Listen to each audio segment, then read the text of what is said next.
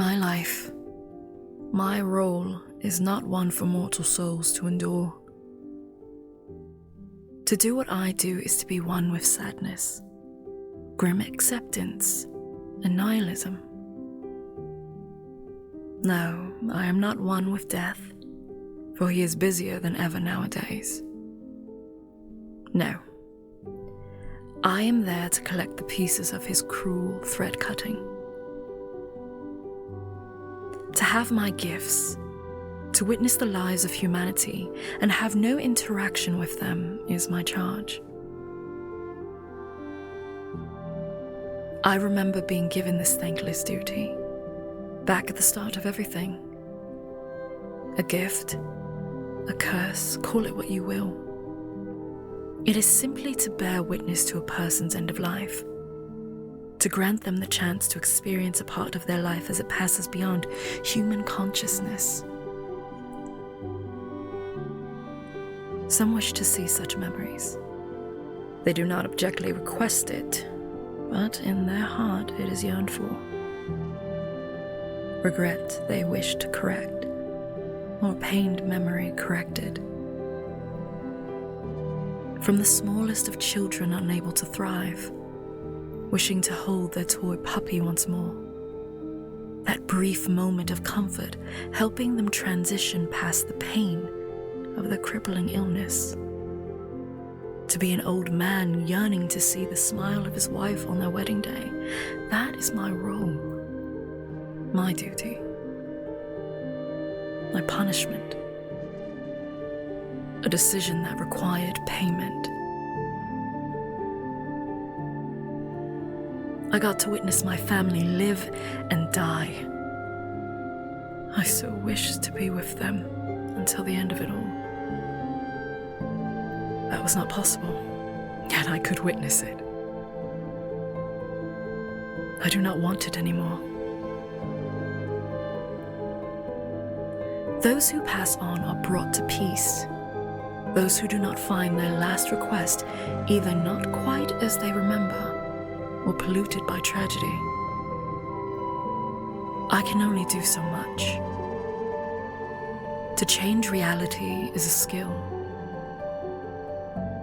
It is not an exact science. The fickle of the human heart is hard to gauge correctly, in life as in death. Regardless, death comes for us all, even me.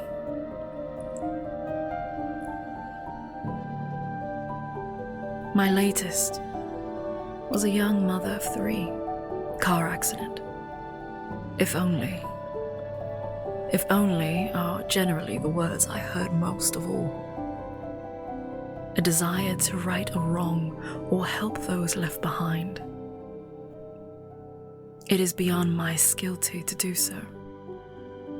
She wished to hold her child in her arms. I gave her that final memory. The smile that crossed her features brought a single tear to her eye. She did not mean her older children. No, the child she lost. Amanda was her name, stillborn. A subtle change in the state. The child now breathed and suckled as she lay on the white linen in peace, watching the miracle that never had a chance to grow. She passed in peace. It brings me no joy. Nothing brings me joy anymore. I wish for this role to end, but it is out of my hands. Eternal service. I should not ask for more.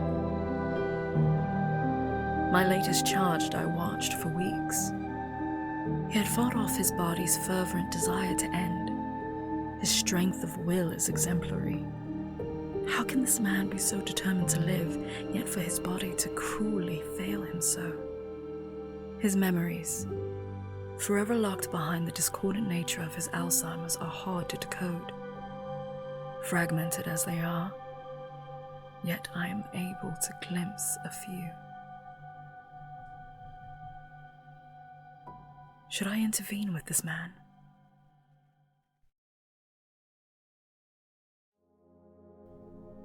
What would it cost me to give him final clarity at the last?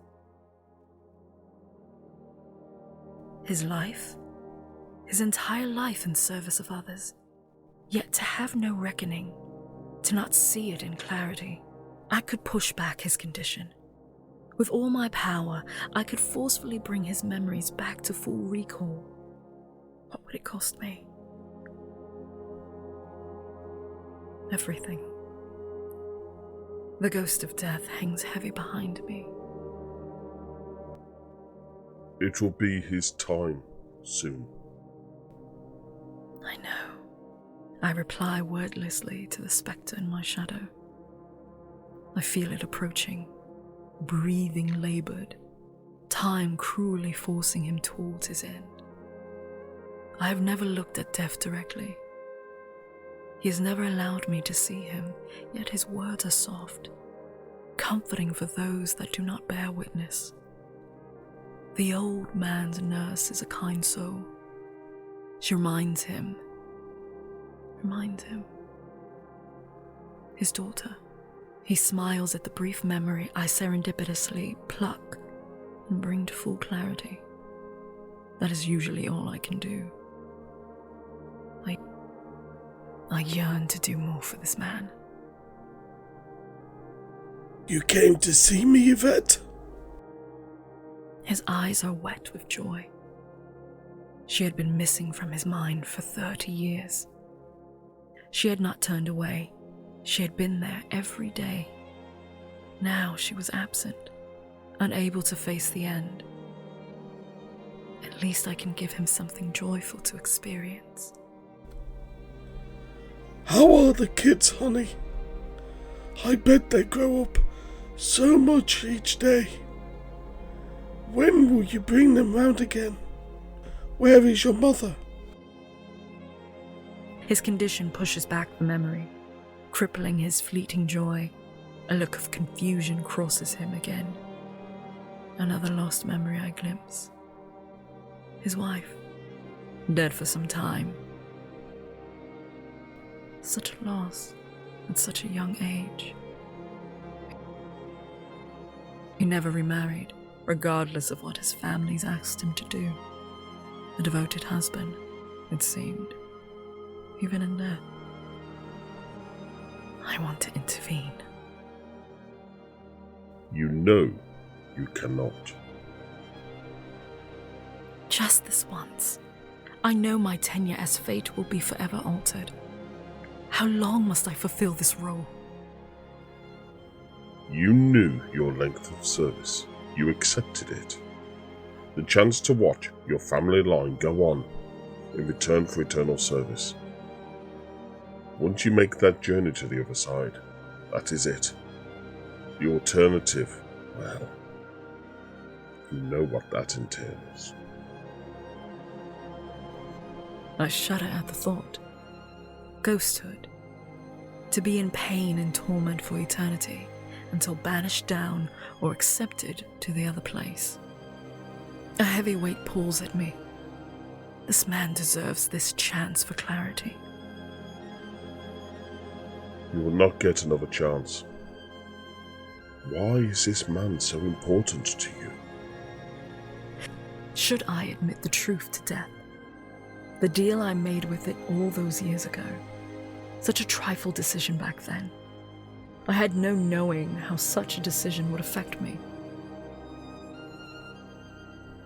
I was like you once, lost and alone, offered this role. My line I missed so fervently. The black disease took me from my wife and child. I wished to watch them grow. I was never able to witness it in life. For 500 years my family lived on. I witnessed everything. I saw everything. I was there for their ascension. I was there for their eventual fall. From peasantry to reputable people of business to members of court. It was a good life they had, until the Civil War robbed them of their future. I helped every single one of them cross.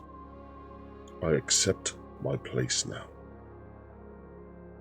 Are you sure you wish to throw that all away for the sake of this one man? That decision still hurts. My family live on, and I do not want them to forget me. I know they will someday. My grave will rot and be forgotten, unremembered. I wish to be free of such knowledge. Then, this is your decision? It is. So be it. I feel a weight lift. Death's persistent embrace no longer weighs me down. I am able to fully exert control over the dying for a short while. His disease is a rot at the core of this man. He is dying. Nothing can stop that now. Yet I can retrieve his memory. It will take all of my skill and strength to hold back his condition until he passes into eternal night. So be it. With the lifting of my hands, I embrace his temple. He sits in a fugue state as I push back his limitations. His memories encapsulated, protected, returned. The man smiles. My child, why are you crying? He can see me. How is it possible? I cannot feel death, but he is near. I sense him from beyond the veil. How is this man able to see me? I am a spectre, a shade. He places his hand on mine. The warmth of his hands, the softness of his wrinkled palms, the delicate touch of human contact after so long brings me agony I did not know I wished to forget. It is our time, I am afraid. I remember everything, not as a flash of memory as I once thought I had when I was a child, sick with flu. I understand now. My memories are vivid. This is your doing, isn't it? The man continues to embrace my hands, bringing them down from his head into his own grasp. He lifts my chin. I cannot bear to watch the kindness of this man. I do not deserve it. Almost every single person I have helped cross have had one regret they wished dearly to correct. It was my role to fabricate that reality. Now I am face to face with the man who has no regrets. He accepts his lot. He is at peace with the world. This world, cold, cruel, devoid of human emotion, we all took for granted. A time of isolationism and instant gratification without meaning or further purpose. A world smaller in reach but further away in depth. Shallowness of most the norm. Ignorance of truth and deeper meaning, save the empathetic few able to truly feel. His own life spent in the service of others, a life of dutiful servitude to his wife, his family, his country, his queen. His happiness in this room so small and insignificant. He sees the beauty at the end, the soft touch of a stranger as they weep for their own loss. Don't cry, my dear. You have given me something I can never truly repay. I see my entire life in microcosm. It is a gift. I am content for the first time since my condition took over. Whatever the future now holds, I know I will finally be at peace. His condition bleeds back in. I feel the trickle of blood flow through the microveins in his brain as the hidden aneurysm breaks. My power wanes.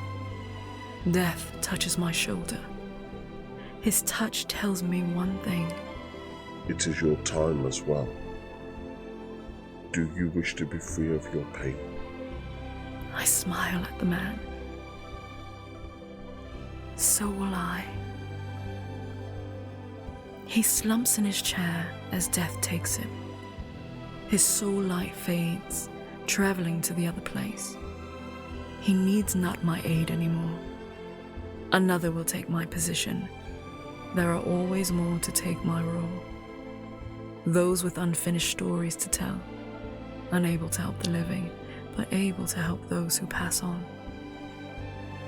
I'm glad I was able to help this man relive his life, not just a single moment. Are you ready, Isabelle? I look into the face of death for truly the first time. He removes his hood. He is not what all the pictures and rumors garb him in. Most fear to see beyond the cowl. I embrace his features fully. His wan smile makes me weep once more. Such sadness and joy interwoven across a tapestry of human features. Long brown hair, a face with stern yet caring visage. He is the epitome of strength and comfort. Let me take you there. You can rest now. I go to the man robed in black silk, with hands as cold as eternal night. I fully embrace him. I feel life, the first time, flow into my flesh. A transaction he has held back from completing for the better part of a century. He must return what I offered, then take it back to allow me to go on. He grabs a thread, a strand of his long brown hair, and plucks it. The cost, my life. I feel the pull of the other place grab hold. Be at peace, dearest Isabelle. I go now. Light fills my soul, warmth of 1,000 suns flash into me, bathing me in corpusant and eternal fire. I do not feel pain. It is soothing, yet fleeting. I am cleansed. I am free. I go now. Thank you for listening. Please like, share and subscribe and stay notified for any future releases on my channel. And as ever, thank you once again.